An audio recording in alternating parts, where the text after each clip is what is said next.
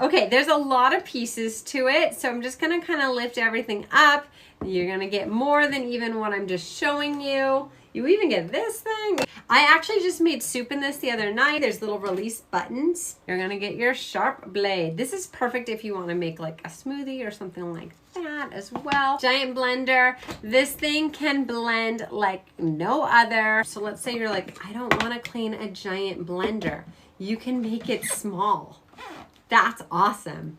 Okay, this thing is sharp too, like crazy sharp. I'm gonna be careful with that. I love that you can be making smoothies and you can make pizza dough and then you can make soup. You can literally make anything in it. It is dishwasher safe, so you don't have to hand wash it. I think you're gonna have it last a long time and it works great. I just made cream of broccoli soup in it the other night using just broccoli and some coconut milk, and it was easy.